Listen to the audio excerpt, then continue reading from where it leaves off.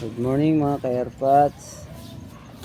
Sumama nga pala ako sa kumpare ko. Sinubukan ko magtinda ng mga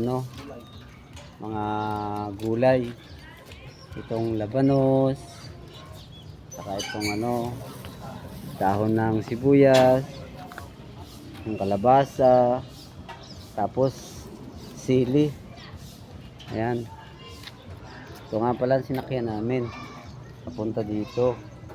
Nandito pa lang kami sa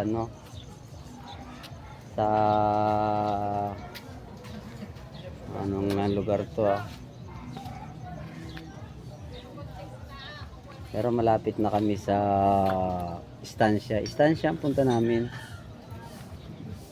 Mga ka-vlog, mga ka-airpods, ito po, sinubukan ko sumama para magka-income naman kahit magkano lang. Sinamahan ko siya kasi pag nagtambay siya ng ganito, nawawalan siya minsan ng isang sako na gulay. Kaya pinasama niya ako.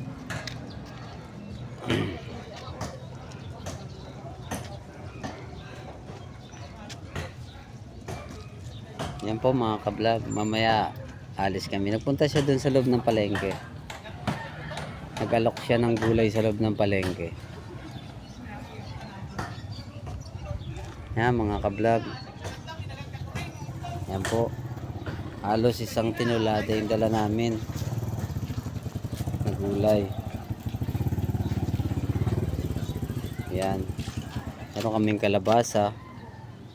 Yan, ilang sakong kalabasa yan. Dami yan. Yan.